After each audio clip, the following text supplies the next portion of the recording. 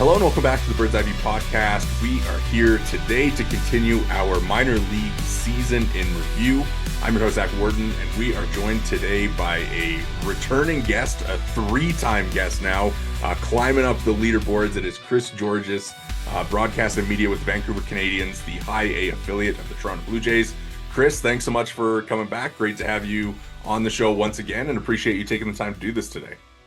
Zach, good to be here with you and happy to hear I'm climbing up that leaderboard. I don't know where I am on the all-time rankings right now. I assume not near the top yet, but I I'm think working towards I it. So think you thanks for might having me. be. I honestly think you might be tied for first. It's we have a few people kind of at the three mark, but glad to have you at the Okay. top there. One of our favorites. So I mean, exciting year in Vancouver. I think the results were a little bit better than kind of the final standings ultimately showed. Obviously, I think you go year-long standings. They had the second best mark in the Northwest League. Kind of the slow start, and then the huge winning streak in the middle of the year. What I mean, just before we kind of start to dive in on any of the individual players, I mean, what did you kind of make of the season and getting to see, a pretty good amount of wins? Yeah, like you mentioned, tough year as far as how it shook out as far as the playoff goes. Tied for first at the end of the first half. Distant second place in that second half when Eugene kind of ran away with it. But like you mentioned, you look at the overall numbers, 75 and 57 overall. The run differential was just insane, plus 169. That's the highest of any team in the high A era, including Eugene this year, who had six more wins than them overall. But just a really good year and just a ton of prospects that came through Vancouver this year. So it made for a really fun year. And you mentioned that 11-game win streak, and we were flying high during that streak. And it certainly seemed like we were going to kind of make our way to that first half crown, but unfortunately ending in that tie and losing out on the tiebreaker. But for all the players that kind of came through Vancouver, either at the beginning of the year started with the team and were here all year long, or came up mid-season like Trey Savage, who I'm sure we'll talk about. Just star-studded crew in Vancouver this year. Yeah, as we were kind of setting up the series, Jori and I, we were talking, we are like, how are we gonna, kind of organize all the episodes because there was so much movement and, guys playing at so many different levels. And I think Vancouver was like right at the heart of that, where you guys probably saw everybody for a pretty significant amount of time, like all the significant names kind of come through in the season was really cool to kind of see. You mentioned you Savage. I think we can kind of start there, considering he is going to be a Blue Jays postseason, or he's going to impact the Blue Jays postseason run and has already helped them get there. I mean, short time for him in Vancouver, but for you to kind of see him go on from that time to make an impact on the major league team, what has that been kind of like? Honestly, not surprised. Just seeing the numbers, first of all, that he put up with single A Dunedin and then just working his way up to Vancouver, continued that dominance. And he hasn't missed a beat, anywhere he's gone. Moving up to double A, same thing, triple A, same kind of positive results. So I think when he got closer to the major leagues, it began to kind of seem like, okay, this guy's got a unique enough arm angle and with the stuff that, especially when, these major league teams that haven't seen him get a glimpse of him from the first time, this is going to be a really difficult guy to hit. So he only had the three appearances in the regular season, two of which were against Tampa Bay. So, no teams in the playoff field has seen him yet. So I think he's kind of the perfect secret weapon for manager John Schneider to kind of deploy against, the Yankees. If I'm him, I'm starting him game three and just seeing if he can just have the kind of game that Cam Schlittler had last night, really, and just you know, it's not. I don't think it's far fetched to think that he could do something like that. With what he's shown this year. One of the top strikeout artists. In minor league baseball this year. So I think he has every chance to do what Schlittler did last night for the Yankees if you give him the reins just in game three and just say go as long as you can. So to answer your question, not overly surprised, but it's still super impressive to see him, climb the ladder so quickly all in one year. Yeah, peek behind the curtain. We are recording here on Friday, October 3rd, before the Blue Jays kind of kick off their ALDS against the Yankees. But I mean, for him, I guess we'll kind of find out where he's going to be used. I think game three lines up nicely. I think, if they kind of want to protect him a little bit and give him the home atmosphere, game two makes sense. But I mean, with him, kind of getting to see behind the scenes there and kind of the temperament of him. I mean, what is it do you think that away from, the what he does on the mound that has been so key to him kind of having this huge season, climbing all four full season levels and being able to succeed in the major league. You know what? He just seems like a guy that's locked in, and it might be somewhat that first round pedigree as well. Going high in the first round, everyone kind of expected him. Maybe not this necessarily, but to at least be one of the top prospects on this team. So I think he's always kind of been dialed in as, that guy and realizing his worth and realizing what he can bring to the table. And you can kind of see it. He was only in Vancouver for 4 weeks. 3 of those weeks were on the road. So, or I believe it was 3 weeks. So 3 weeks, he had two starts, one road week, and then another road week. So three total weeks, just 1 week at home. So we didn't get a ton of time to kind of, get to know him, I wouldn't say, but I did get a chance to interview him at one point when we were at home. So just picking his brain during that interview, he just seemed like a guy that's kind of locked in and knowing what he wants to accomplish and knowing that he has major league talent already in his first year in the organization. Yeah, really cool story and really cool that, he got I guess the one start in Vancouver. Probably would have been nice to, get him a couple more there, but we'll forgive the Blue Jays for kind of giving him a short amount of time there. At least we got one. Yeah, exactly, exactly. Exciting kind of end of the year for the Canadians. You have four Northwest League All-Stars with Cutter Coffee, Gage Stanifer, Fernando Perez, and Che Yeager. Really, really good group there. I think Stanifer kind of, fits into the Savage conversation of guys who had like exceptional seasons. Stanifer obviously broke out in a big way and is one of the Blue Jays' top prospects now. For him to be, the way that he kind of progressed in Vancouver, where he kind of started out a little slow, right? I think, maybe not slow, slow isn't the right word, but over time he started like really kind of getting his feet under him there, and his last 6 or 7 or 8 starts were just dominating for Vancouver. I mean, what was it like getting to watch him pitch night in and night out, and how do you kind of feel about him going forward? You know what? For me, Gage Stanifer is probably the story of the year in Vancouver and maybe even in the organization. Like you mentioned his just kind of meteoric rise from undrafted, or sorry, unranked, I should say, coming Yeah. into the year as far as a prospect goes to, I believe he's number 5 on MLB Pipeline right now. I think unanimous top 10 at least for Yeah. everyone's, kind of rankings at this point. But coming into the year, struggling as a starter last year in Dunedin, he was kind of that piggyback reliever with Savage, which seemed to work really well, right? Savage would go 5, maybe 6, and then, Sanford would come in and just strike out everybody else. So between those two guys, they'd strike out, 15 to 18, it seemed every night. And just seeing some of those box scores in Dunedin before both of those guys got called up, we were salivating at getting them up to Vancouver. So looking back, it's pretty crazy that Trey Savage, Cal Steven, who was traded 1-for-1 for Shane Yeah. Bieber, and Gage Stanford all came up to Vancouver together. I think we had an idea at the time that those were, obviously top-rated prospects, but to see what they've done since then, pretty special. As far as Gage goes, I think he started to, you mentioned some of those struggles. It was right when Trey got moved up to Double A. That kind of opened up a spot in the rotation for Gage because when they got moved up, he still maintained that piggyback role with Yeah. Trey.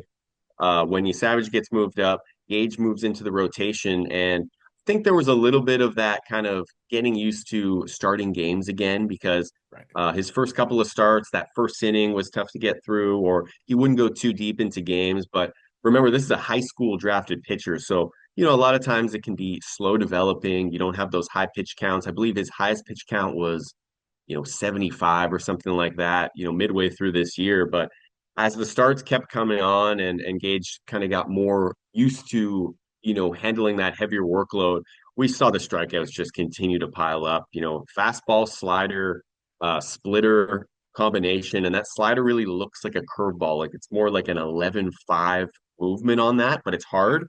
So he gets a ton of swing and misses on that. And I'll say Gage Stanifer, with how great he was on the mound and how much he saw his stock rise as the season went along.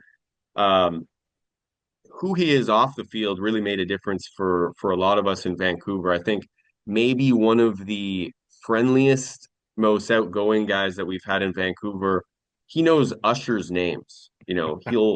he'll address people by name. He's walking around the concourse. He knows everybody. He'll stop and chat with you for a couple minutes. So, everybody that kind of comes through Vancouver is friendly, I'd say, and like nobody is rude or anything like that. But, it seemed like Gage kind of went the extra mile. And I think that goes a long way for the staff with the Yeah. Canadians. And, I think that points to his character and whatnot going forward as well. So just all in all, just a great player and a great person. That's awesome. Love to hear that, obviously. And, big spot for him next year. I think, you kind of look at he gets the promotion to double A, couple starts there. There's probably a world where he's on the Blue Jays radar for 2026 for a potential rotation spot. So, will be exciting to see how he develops. Another guy on that All-Star team that got the promotion to New Hampshire and kind of had like a really strong finish with Vancouver was Fernando Perez, and kind of second go round for him there after finishing. I believe he finished 2024 with you guys, right, in Vancouver. He did not. He No, did he not. he So came up. he this year was his first year. Okay. So, obviously kind of a guy who broke out last year and then gets the promotion this year and then kind of gets the late season bump. It's kind of same thing where, kind of like seems like he took a while to get used to the level, kind of found his footing and then just completely dominated. What did you kind of think of him? And I think the command kind of stands out for sure, but outside of that, what else did you kind of see? I think we talked about with Trey and Stanifer, a couple of guys that just struck out the world. And, obviously we love strikeouts, and that's a great sign of future success. I'd say if you're striking out everyone, of course, but Fernando Perez is more of that old school command and control, maybe like number three prototypical starter kind of thing. I think at the beginning of the year, like you said, that command wasn't 100%. I wouldn't say it's who he ended up being at the beginning of the year. It was kind of, hit and miss a little bit more. But once he got in a groove, man, this guy was just firing strikes. I want to say he went on, I wish I had it in front of me, but it was like 33 straight innings without a walk or something like that. Yeah. He ended Vancouver about as hot, his stretch in Vancouver about as hot as you possibly could before his double A promotion there. So really good stuff for Fernando. And it seemed like when he was around the plate, he was just never getting to a three ball count on anyone. And it was just like strike one, strike two, ground out. Strike one, strike two, strikeout. And he did mix in those strikeouts. So I don't want to say he's completely a guy that relies on contact, because he could strike out guys, but I think the projection for him as he makes his way up the minor league ladder and into the major leagues is a guy who, maybe he'll strike out less than nine, K per nine, but um, he's a guy that's going to get you outs and just going to pound the strike zone and go right after guys. So I think his future is certainly bright, and he offers the Blue Jays organization a bit of a different look than some of these other top prospects. Yeah, he's sneaky, really young too. Still just 21, which is really impressive for him to, get that bump to double A. It's still, just gonna be turning 22 in February. So, Yeah, really cool one more stuff. one Yeah. more note on him, sorry to interrupt, but you mentioned how young he looks, and you wouldn't know by his stature. He's a big guy, but he has braces. So Yeah. that's something that that's kind of a reminder, like, oh, okay, he's still a young guy. So I don't know why, but seeing him with braces was like, oh, okay. It was kind of an indicator for me that like this guy is younger than you think, maybe. I generally try to stay away from looking at the birth years of these players now because it just makes me feel so old. But seeing him 2004 makes you feel good about what he can certainly become in the future. Another guy, all-star, we had him on the podcast a couple weeks ago, Che Yeager. Really like breakout season for him. Like he kind of simplified the pitch mix and then just started striking everybody out in Vancouver before he got his promotion. And that is Che Yeager, of course. For him, kind of coming through there. After last year being, he didn't have the most successful year at Vancouver in 2024. He spent the whole year there. What did you kind of, what you think it was just kind of the pitch mix that helped him get to that successful season, or was there kind of something else with his presence on the mound or something that he kind of changed? Yeah, I would say the pitch mix played a huge part into that. Of course, just another year older, more familiarity with the level as well. Of course helps. Jaeger is one of those guys, you just never know when a relief pitcher is just going to take off, make a couple adjustments, change a couple of pitches around. And I wouldn't say there was necessarily a huge indication coming into the year that that was going to be Che. His numbers weren't where he or really anyone wanted them to be last season. He wasn't striking out a ton of guys. The walks were way up as well, but 180 turn in 2025. He was on the opening day roster in 24 and in 25. 177 ERA with Yeah. Vancouver. Tons of strikeouts. You mentioned the pitch mix changing around. Really, it was switching from a curveball to a slider. He had kind of a spike curveball that he threw in 2024, and he had trouble locating it for the most part, which led to those high walk numbers and the strikeouts not really being there. But the slider just kind of allowed him to throw it for strikes more consistently. And then it did seem like he added a couple of miles an hour on the fastball as well. In 2024, he was more of a mid 90s guy where all of a sudden he's up in the upper 90s. So 98, 99 started to come out there. And you pair that with the slider, and as a relief pitcher, anything else is gravy at that point. He did mix in a changeup as well, but that fastball slider combination was deadly. And you saw it in Vancouver and then in the early going up in Double A as well. So all of a sudden, that's a guy that can help out the Blue Jays in the next couple of years. Yeah, and we'll see him at the Arizona Fall League too, which is really cool for him to kind of get to do that and continue his season. Final member of the All-Star team, Cutter Coffee, really exciting season for him because last year after the Danny Jansen trade, he lands in Vancouver. Kind of seems like he may be a little out of sort, right? Like maybe a little surprised by the trade. First trade in professional baseball, kind of switching organizations mid-season, and for him to come back this season and kind of respond the way that he did, like kind of just emerging as a really consistent force at the top of the lineup there was really impressive for him to do that and kind of having, this all-around game. How did you kind of assess his season and what do you kind of think Cutter Coffee is set up for in 2026? I think for Cutter Coffee, he really settled into who he's going to be as a hitter this year. I think when he came over with the in the trade with the Red Sox, he had a bunch of home runs with the Greenville Drive, the high A affiliate for the Red Sox. I believe he had 15 or 16 when he came over. And I think we all kind of thought, oh, those power numbers, that's kind of who he is. He's a power hitter. But I think after hitting in Vancouver, where it's notoriously tough to hit homers, you started to see that more line drive approach. He ended the year with just 11 home runs, but high average, a lot of doubles. He was among the Northwest League leaders in doubles. He's just kind of that guy. I think he's a prototypical two hitter on a team. He's not going to hit 30 homers for you, but I think some years he'll be like a 20 home run kind of hitter, but 280 average, good on base. So that kind of guy that can also play good defense for you at third base. I think Cutter Coffee came a long way in 2025, and he was really one of the best hitters on this team. And you mentioned it with Fernando Perez being a guy that's kind of sneaky young. I think Yeah. Cutter Coffee for sure. He's another 2004 born player.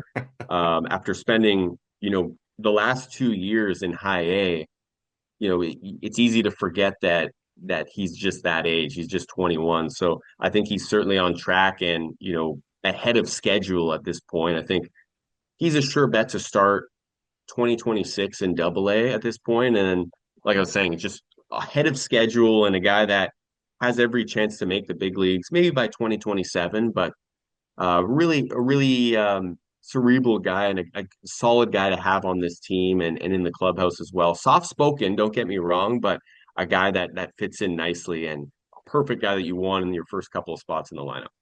And he gives the haircuts, right? He does the cutter cut stuff. That's right. Cuts by Cutter. That became quite the thing this year. We even had a barber's chair that our clubhouse manager Nolan Boker ended up creating with a nice little banner on it, cuts by Cutter. Nice. So it was honestly like half the roster that he was cutting hair for. And I mean, I don't know what I would expect a barber, a baseball team barber to look like, but it's not him. I don't know why. Just you wouldn't expect him to be the barber, but he can do it pretty well. And I didn't hear any complaints and That's awesome. players players seem to love getting cut by him. That's great. I mean, a little nominative determinism never hurts anybody, I guess. So, Sure. one thing with him too, I mean, you like couple third basemen on the roster this year, so he was kind of sliding around, some time at second, some time at third, some time at DH. What do you kind of think is third base the long-term home there? And how do you kind of think that they solve that in New Hampshire next year when I assume Sean Keyes will also be going up to Double A? Yeah, you know what? It's a good question. I wouldn't I'd be lying if I said that it was noticeable him playing second or third. He was much better in one spot than the other. I think he can play either spot. I think his size maybe indicates he's more of a third baseman, but honestly, he played a lot of second base, and even going back to last year, he was playing shortstop quite a Yeah. bit. I didn't quite have those reps this year with Arjun Amala in the fold, but I'd feel comfortable playing him in either spot. I would say his defense is probably similar to Ryan McCarty, who was with Okay. Vancouver last year and he's with Double A for most of the year. A guy that can play either spot really. I think Coffey's arm is probably a bit better than McCarty's is, but both of those guys you can plug in either spot and feel comfortable with it. So, if you have to play him, even at first base, depending on how much bigger Coffee really gets, maybe he does, become a plus first baseman. So you never know really, but I think I'd feel comfortable really anywhere for him so far. For sure. I mentioned Sean Keyes there. We can kind of move on from the All-Stars to the record setters, I guess. Sean Keyes Right. sets the Canadian single season home run record with 19, leads the organization, and like really kind of comes on at the end of the year, hitting a ton of bombs to kind of take that record. And really impressive year for him. I think he was one guy that we specifically had highlighted as a guy that we were really interested by because he kind of, has the batted ball data. He has the good eye, the ability to walk a bunch. And I think, if you kind of look at his year-end numbers, like it seems like he is primed for a breakout next year, given, some of the batted or the BABIP numbers being super low. Obviously just the general control of the strike zone that he shows, and then of course the power.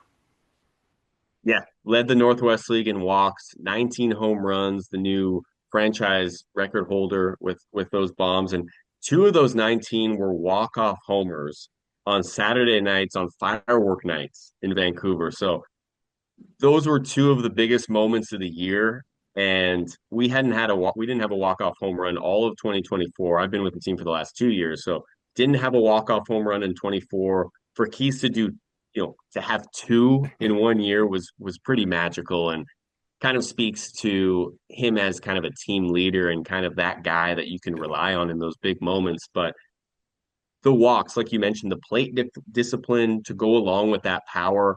I think he did get a little bit unlucky this year, as you mentioned, those BABIP numbers, but it's amazing how many times he would yank a ball foul, just foul at like 113 off the bat.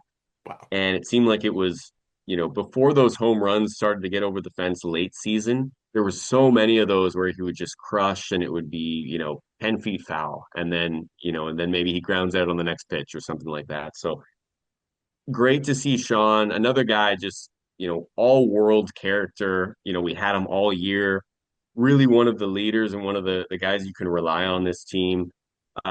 I mentioned Gage Stanifer, maybe the story of the year for a pitcher. I'd say Yeah. Sean Keyes and his season was probably the most memorable thing for me. Those walk-off bombs being, at the forefront, of course, but just another guy that's super easy to talk to, generous with his time. We did a lot of kind of social media videos, involving Sean. He was definitely one of the stars, in those sort of videos as well. So just a great guy, and I think you're right. I think he's primed for a breakout and poised to start in Double A next year.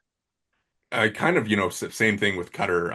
Sean spends a lot of time at third, a bunch of time at first as well. Like, do you think there's a move there, or is he kind of able to handle the load at third? We'll see. I mean, he made all the plays he needed to make at third. There was a few highlight reel plays that he made as well.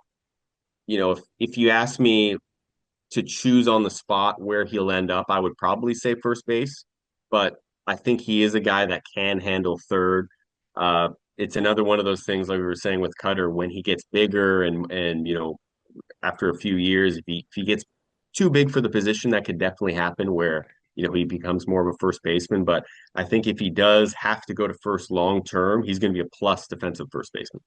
Yeah, those guys always kind of seem to do pretty well once they make the shift over.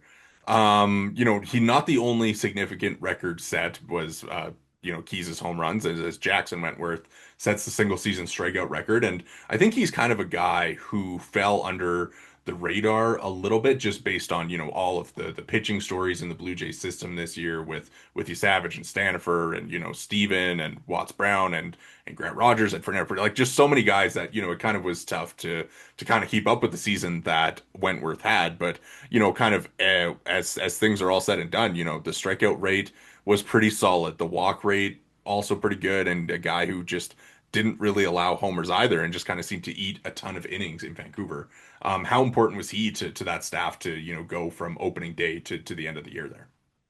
He was extremely important. And, just mentioning it right off the top, all the guys that have kind of come and gone through Vancouver, to have Wentworth as a guy you can kind of pencil in, once or twice a week, every week. He didn't miss a single start this year. So he was a guy that you could rely on. And I think he's put forth a season in 2025 that he can build on to 2026. He's not going to be on prospect rankings probably this offseason, just based on some of the success on with other guys in the organization. But solid first season for Wentworth. And I think, the strikeout rate was there, but I think can get even higher when he gets kind of more command of those five pitches.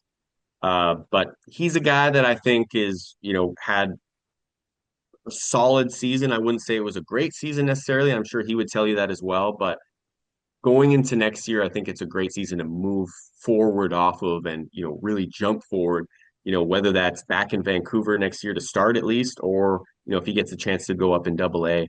I think he'll probably be back, would be my hunch, at least the beginning of the year, and then have a good couple of starts off the jump and then send him right on to Double A. So that's kind of what I expect for Wentworth. But just the ability to throw him out there each and every start, not missing one all year, and being awarded with that strikeout king title was pretty cool for Jackson. This episode of the Bird's Eye View podcast is brought to you by BioSteel. Use code Bird's Eye View at checkout for 20% off your order at biosteel.ca. Again, that's code Bird's Eye View at checkout for 20% off your order. For all your high performance hydration needs, visit biosteel.ca. Thank you again to BioSteel for sponsoring today's episode. Let's move on. I think, one of the more important stories in the Blue Jays system this year, one of the more important stories in the Blue Jays system going forward is going to be Arjun Amala and kind of how he ends up developing. Of course, he has the really strong start and then just kind of struggles through the summer and then through the end of the season with the OPS kind of dropping below 700. Obviously, the power numbers are still pretty good. I think it was almost 30 doubles and 13 homers. Um, we talked about it when we had you on earlier in the season, as it was kind of like the struggles were just starting. But kind of how do you think that he dealt with that through the back half of the season and being able to, at least post every day and still go out there and kind of try and work through it?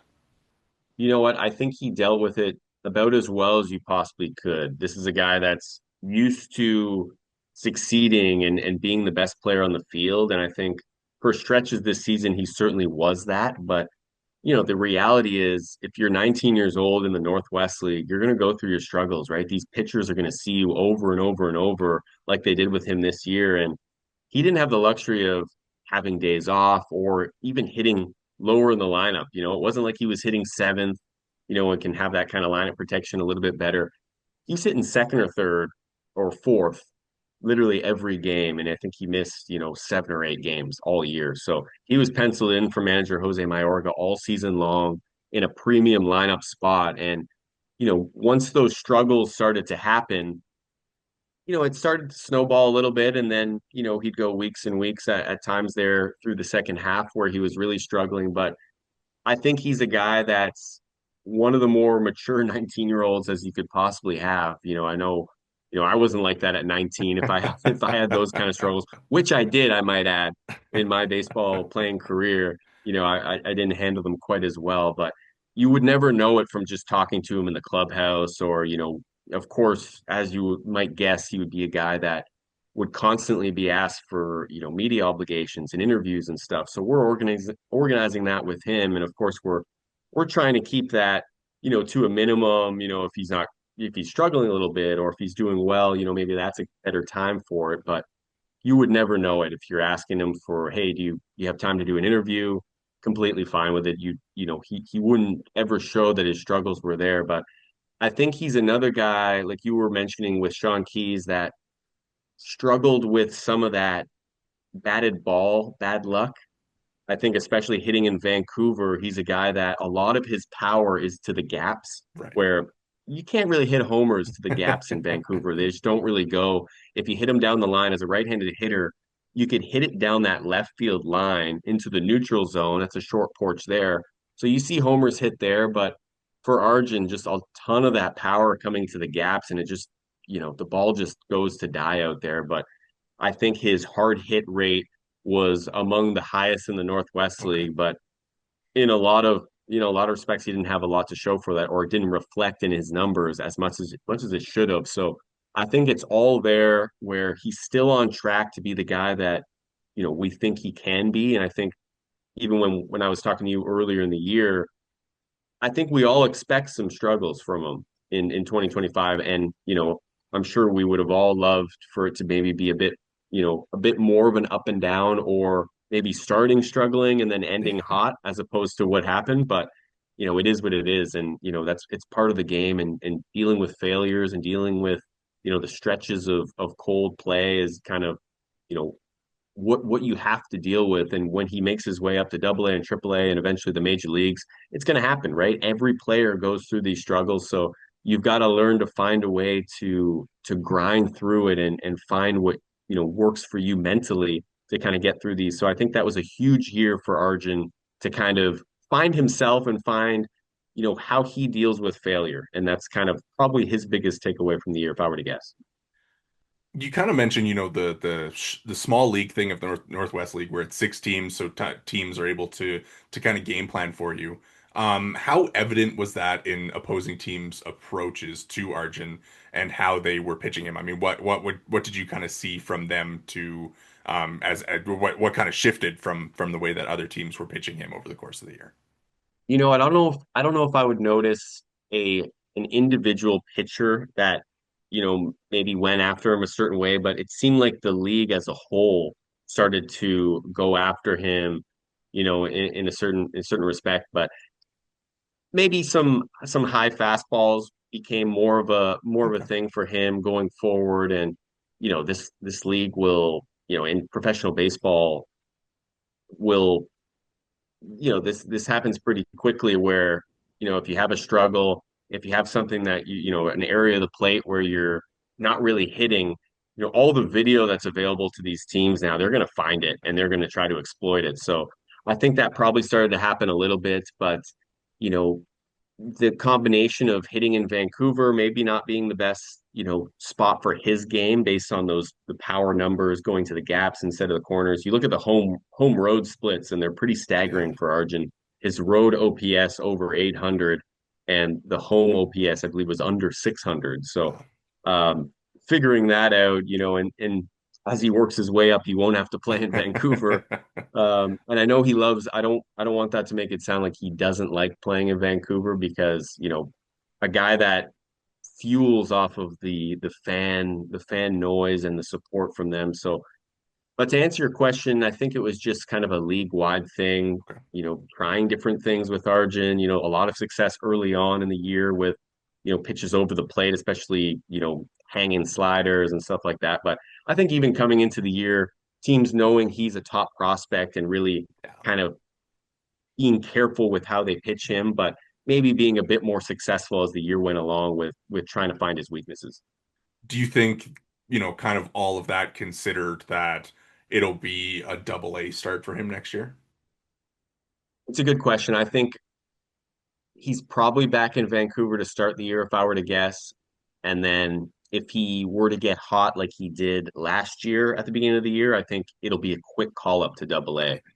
Of course, it completely depends on the spots that are available. And of course, with Arjun being a top prospect, he's a bit more exempt for something like that than most. If he's ready, he's going to be up in Double A, and somebody else might suffer with that roster spot, not him. But I think it's probably better for everyone to allow him to get hot in Vancouver to start the year before moving him up. Just with how the season went, like I was saying, like if it was the other way around where he struggled and then ended the year hot, it would be a much easier, Yeah. sort of sell to be like, okay, we'll start him in double A. But I think everyone kind of expects him to be back. I think him included. I think he Okay. wants to end his stretch in Vancouver on a high note before moving on. Yeah, that's good to hear for sure. One thing that I thought was really cool about, the kind of end of the year bullpen was like the kind of pair of lefties that you guys had there with Javen Coleman and Kai Peterson. Just kind of, two really unique pitchers who had really, really strong seasons. Between the two of them, I mean, how impressed were you with both of them kind of being able to, obviously we kind of knew about Kai Peterson coming into the year, but Javen Coleman kind of break out after being an undrafted free agent. How did you kind of, what was it like seeing both of them be so unique against opposing teams? I was super impressed by both those guys. Starting with Javen Coleman, I think this is a guy that could be the rare top 30 prospect as a reliever, similar to Mason Fluharty from a couple Yeah. of years ago. But some of the strikeout numbers and just the dominance of Javen Coleman, he was good in single A, but I think when he came up to Vancouver, it just locked him in and he just went right after guys. He had an immaculate inning with the DJs earlier in the year, and he almost had one in Vancouver as well. He had 8 straight strikes, and he ended up, I believe he was fouled off on the next one Ah, before striking out the guy. He yeah. did it on, so he got out of the inning on 10 pitches, three Wow. strikeouts, but one foul ball in there. I remember asking him after the game, and he said he was thinking about it after 8 strikes. So, where in the previous one, where he did complete the immaculate inning, he wasn't thinking about it at all. He had no idea. So, but he's a guy that can do that really any night. Any night he can be just dialed in, and really there was no negatives, at least in his time in Vancouver. I think he did have some, maybe some rockier outings with Dunedin early in the year, but with Vancouver, it was really just like he comes in, good afternoon, good evening, good night. Like strike one, strike two, strike three. And it's that fastball with a lot of rise on it. I believe it's 95, 96 for the most part. Pairing it with a slider, I believe a splitter as well, but really relying on that fastball. A lot of movement from that left side in the mid 90s. So that's a guy that I think can and will get up to the major leagues as soon as next year, Wow. Yeah. and it could be a guy that could be, that shutdown lefty in the playoffs that, this time next year, we might be talking about Javen Coleman getting premium innings against the Yankees in the ALDS. You never know.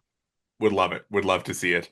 Um, One other guy that, I think like just if you wanted to give like a vibes player of the year across the Blue Jay system in Vancouver, of course, it's Eddie Micheletti Jr. I think, watching the games, the crowd, the Eddie chants, and especially when he would come through in a lot of those big moments as well.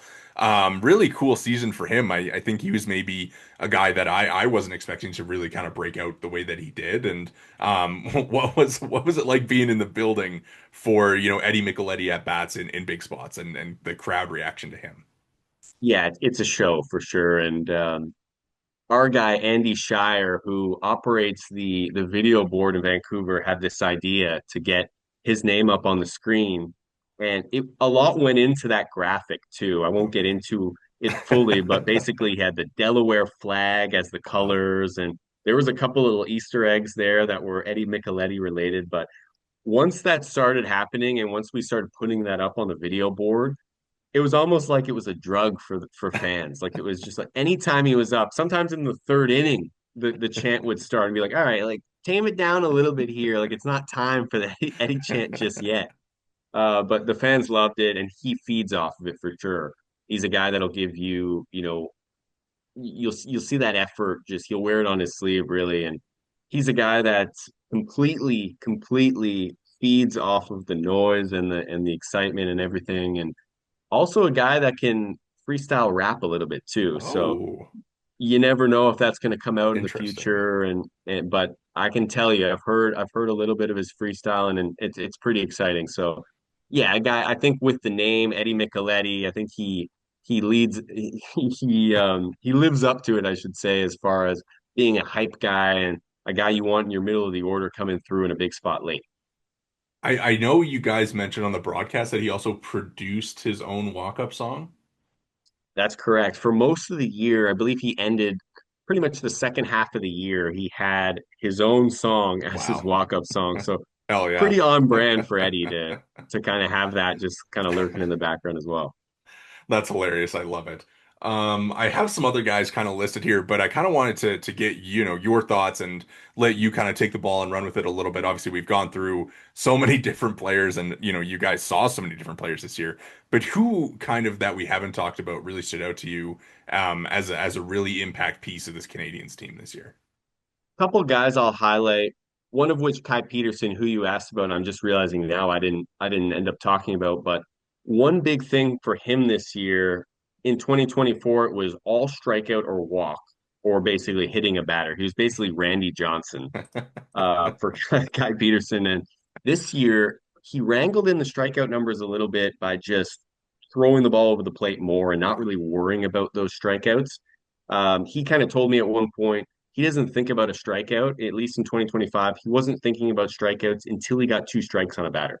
So Perfect. he's simply trying to throw strikes until he gets to two. Okay, then I'll try to strike him out. But it led to his strikeout numbers coming down a bit. Still great, don't get me wrong, but those walk numbers were also way down. So he Yeah. became a much more effective pitcher. So that's another guy, a ton of deception in his delivery and a ton of east-west movement on the fastball. He doesn't throw it as hard as Javen Coleman does, more like low 90s, but that's another guy that's going to be a big league reliever for sure. Another guy I want to highlight, Nick Goodwin.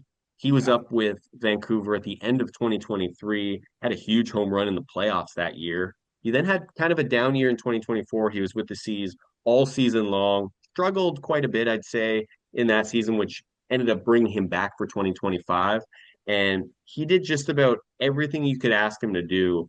I think he was a guy that maybe his prospect pedigree was starting to fade a little bit coming into 2025, but I think he's got himself back up there, and he's poised to start in Double A next year. You look at the overall numbers: 96 games, a 3.66 on base percentage with 12 homers and 52 walks against 69 strikeouts. So a guy that can take his walks and put balls in play, and he can help out anywhere as well. Second base, shortstop, third, Yeah. place him in any spot. That's a guy where, in 2024, he was playing mostly shortstop, and I think he's a guy that can fill in there in a pinch, but he's going to give you really solid second base defense in particular, but a guy that you can fill in anywhere. And obviously a guy that, isn't a top prospect. You got to be able to, fill in and contribute whenever you can. So having that versatility is certainly huge for him. One other guy, I'd be remiss if I didn't mention Adrian Pinto. Yeah. Here's a guy who he only played 19 games this year. It was right at the beginning of the year, but seven home runs and shockingly nine RBI to go along with it. He had back-to-back leadoff home runs in games in Spokane earlier in the Wow. year. And I know Tyler Zickel and I, just a complete fan favorite or broadcaster favorite, I'd Yeah. say Adrian Pinto, just a complete delight to talk to around the clubhouse and everything. Just you talk about a vibes guy like Eddie Micheletti. Adrian Pinto might be the number one vibes guy. And so once we lost him to injury in that first half, it was tough to kind of get some of that production back. I think if Adrian Pinto is there all year, or at least in the first half, there's a good chance the Canadians win that half. And we were playing playoff baseball a couple weeks ago instead. But Adrian Pinto is a guy that's dealt with injuries literally his entire career. He hasn't played more than half a season in any season of his pro career, but whenever he's on the field, Yeah. I don't think it's exaggerating to call him like an Ozzy Albies type of Yeah. talent. Like the size, it makes it an easy comparison. They're both kind of, 5'6", 5'7", kind of second baseman, but crazy pop for Pinto, and he can get on base a ton. I think really the only thing for him is health. He played in the Arizona Fall League for each of the past two seasons. He's not going to be on in this year's tournament this time around, but I think Pinto, we're all just hoping for, great health for him going forward. And if he can do that, I've got no doubt that he's going to make the major leagues at some point. Yeah, fingers crossed that 2026 is kind of the healthy year for him because I think once you get like the full season from him, he'll probably be on the doorsteps of the majors for sure. So, Absolutely. Hopefully we'll get that there. Quickly, I mean, Victor Arias, the guy who gets the promotion, like kind of this guy who's kind of climbed the Jays prospect list. Spent most of his year in Vancouver before getting the promotion, and then kind of struggled in Double A. We kind of slotted him in on this episode, as we said, tough to kind of find where all these guys fit. But for him, I mean, what do you kind of think of like the raw power there and him kind of putting his name on the radar at least? Yeah, that is funny that Victor Arias is now only coming up like as our 21st player mentioned or something like that. A player with that could have very well been the guy we led off with. Yeah. Just amazing season in Vancouver. You mentioned the struggle since going up, but no doubt that he's going to figure it out. I think next year, given that full season in Double A, he's going to be good to go there. But from what we saw in Vancouver, he's got that raw power. It didn't necessarily translate to home runs. He had five in 66 games, but 15 doubles, five triples. His exit velocities are insane at times, but it seemed like it was a lot of line drive power. Like he would lace a ball, but it wouldn't necessarily, have that launch angle to get over the wall. But you combine that with the speed as well. He had 12 steals in those 66 games. He's a guy that I don't think I've ever seen anyone with that takes as big of a lead as Victor Arias does. And he'd always be able to get back. He was caught a couple times, but never on a pickoff. And just a guy that is the prototypical leadoff hitter, but having that power as well, and really an all-around game. Center field defense was there. We had Desan Brown, of course, in Vancouver over the last couple of years, 23 and 24, and seeing his center field defense, he won a minor league Gold Glove, as a matter of fact, as a center fielder. So knowing that we had Desan Brown and going into this year with Victor Arias, I think we all kind of expected, okay, we're not going to have that same defense, but I'd say Victor Arias did as great of a Desan Brown impression as you maybe could. So I think his outlook is really solid going forward as a five tool player. I think the home run's really the only thing where if he can find a way to lift the ball a little bit more, he's going to be a superstar. Yeah, he's gonna be an intriguing, I've seen a lot of Addison Barger comparisons, so well would be a welcome development if he kind of turns into that. Before we let you run here, Chris, I mean, I did you a little dirty in the intro. I didn't also add in your work as the play-by-play voice of UBC baseball and writer of Blue Jays Nation. Really exciting for UBC this year. Great season for them in their season, and a couple of guys ending up on the pro side of things, with Ryan Hebner getting drafted and Johnny McGill signing up with the Angels. For those two, I mean, well, I'll get you to kind of finish with them, but really cool to have two guys end up in the pro ranks once again out of the program. Yeah, pretty special for head coach Chris Pritchett's program. Based on the COVID year in 2020, you had a lot of guys with that extra year of eligibility, and this past season was really culmination of that. You had a ton of veteran guys and guys in their last year, so I think there's probably 15, 16 guys that ended up graduating, and so it'll be a completely different team going into 2026. But 2025 was a magical year, going to the NAIA College World Series for the first time in 20, 25 years. You mentioned those two guys, Ryan Hepner, drafted by the Braves. His brother Sean Hepner was drafted by Cleveland just last year, so pretty cool to see both of those brothers get drafted. And then Johnny McGill, outfielder. I think he was as an older guy, it was quite the ask to get drafted as a 24-year-old, but being able to get signed as a non-drafted free agent by the Angels, I think there's a good chance that at some point in 2026, you'll see him on the High A Tri-City Dust Devils, and he has a chance to play in Vancouver at Nat Bailey Stadium. So that'll be pretty cool if McGill gets that chance. But what a year for the UBC program, and I'm excited to see where they go next year. I mentioned it's going to be a completely new team. It's going to be a younger team, but that presents new opportunities for some of these guys that have been on the roster and maybe not had the at bats or too many innings pitching. So it'll be cool to see how it all shakes out. But it really works well for me with UBC starting up in February, Yeah. going till about, April, May, and then, being able to slide into the Canadians after that. But starting in February, it's a lot of fun, because I'm missing baseball as I'm sure you are in the winter. Of And, course. January, February comes around and all of a sudden, UBC's on. So it's Yeah. it's cool to kind of have some baseball and some baseball broadcasting, as an option as early as February. Yeah. It's always great to see the Canadian programs doing well, especially UBC, where you kind of get the competition in the States. It's also always great when we get to have you on, Chris. Appreciate you taking the time to do this once again. Hopefully, we'll get you atop that leaderboard, maybe sole possession eventually. But really appreciate your time and all the insight, and enjoy all your work with the Canadians and UBC and at Jays Nation. Great to have you back on. Zach, appreciate the time, and I appreciate all your work as well with Sportsnet and Thank your you. interviews you've done. Really like that Che Yeager interview from the other day. So I was chuckling hearing some of those answers from him, and just really good stuff that you and Jori not here today, of course, but really good stuff that both of you guys are doing. So I appreciate you having me on, and I'm looking forward to continuing to climb that leaderboard. Number four will be the best episode yet. But that There it is Chris is. Georges, broadcast and media with the Vancouver Canadians, a writer at Jays Nation, and the play-by-play voice of the UBC Thunderbirds baseball team. You can find him on Twitter at Chris Georges25. That is going to do it for us here today at the Bird's Eye View podcast. Make sure to hit the subscribe and like buttons if you're watching on YouTube. You can find us there at the Bird's Eye View podcast. If you're listening along on the audio provider of your choice, make sure to drop a follow and review. You can follow the rest of us on Twitter. I am at Worden_Zach. Jori is at Negin-Shecter, and the pod is at BEV_pod. Thanks so much for listening.